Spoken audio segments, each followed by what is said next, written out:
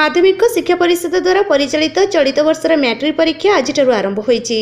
एने चलित वर्ष धामनगर ब्लॉक रे मैट्रिक परीक्षा पाई 17टी केन्द्र होइतिबा बेले समुदाय 2816 जन छात्र छात्री परीक्षा देबे बोली जणा पड़िछि।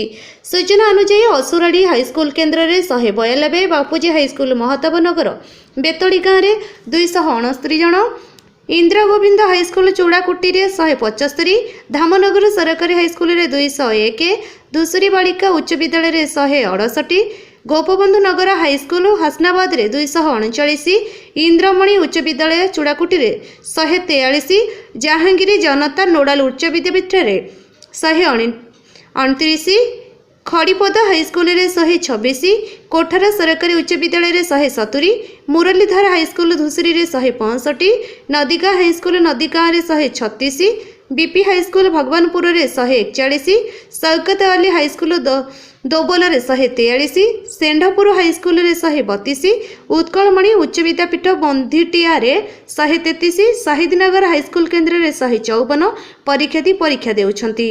परीक्षा परिचालना पाई 2टी नोडाल सेंटर करा जायछि। धामनगर हाईस्कूल नोडाल सेंटर अधीन रे 7टी केन्द्र थिबा बेले प्रधान शिक्षक रमणी रंजन राउत नोडाल सेंटर परिचालक रहिछंती। सेहिपरि धूसरी मुरलीधर हाईस्कूल नोडाल सेंटर अधीन रे 12टी केन्द्र रहिछि एवं यार परिचालक प्रधान शिक्षक अक्षय कुमार होता मनोनीत करा जायछि।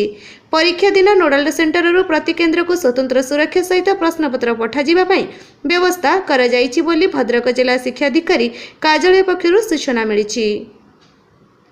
धामनगरରୁ फिरोज सांकर रिपोर्ट, गुगली न्यूज।